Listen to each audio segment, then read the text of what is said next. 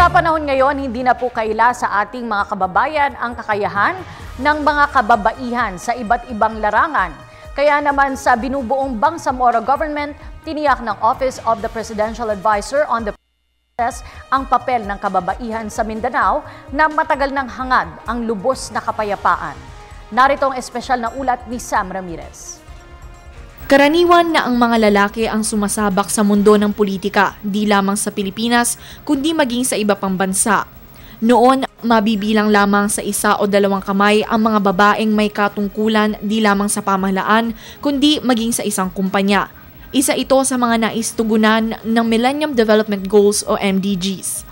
Bilang isang state party sa United Nations Millennium Declaration, isa sa mga responsibilidad ng bansa ang makamit ang MDGs sa 2015. Isa dito ang siguruhin na mabawasan kundi man tuluyang mawala ang gender discrimination at ang makapagbigay ng oportunidad sa mga kababaihan pagdating sa edukasyon, trabaho at paghawak ng opisina at tungkulin sa pamahalaan. Sa pamahalaan, unti-unting dumarami ang kababaihang nagkakaroon ng matataas na tungkulin. Sa kasalukuyan, may 6 na senador na babae habang 79 naman ay nasa Kongreso. May ilan ding kagawaran na pinamumunuan ng kababaihan. Maging ang Chief Justice din ng bansa ay babae. Sa binubuong Bangsamoro Government sa Muslim Mindanao, siniguro ng Peace Panel na hindi mababaliwala ang kababaihan.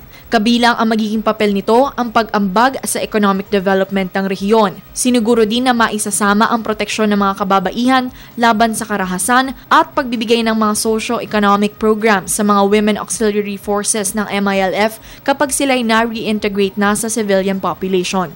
Nandun yung right of women to meaningful political participation and protection from all forms of violence. You will find that in all of the annexes, doon sa economic development, merong gender and development, meron doon sa combatants na sisiguraduhin women and children are especially paid attention. Maging sa pagbuo ng peace agreement, aktibo din ang mga kababaihan ng Bangsamoro community. In the beginning, the panel of the delegation of MILF was all male. By the end of it, there were mga 3 women were already playing good technical roles. Hindi lang yung pang-sekretarya. Bagamat hindi pa rin pantay ang bilang ng babae sa lalaki pagdating sa mga may matataas na tungkulin, di pamahalaan maging sa pribadong sektor, hindi naman mapagkakaila na kaya na rin gawin ng mga kababaihan ang ginagawa ng mga kalalakihan. Para sa Telebisyon ng Bayan, Sam Ramirez.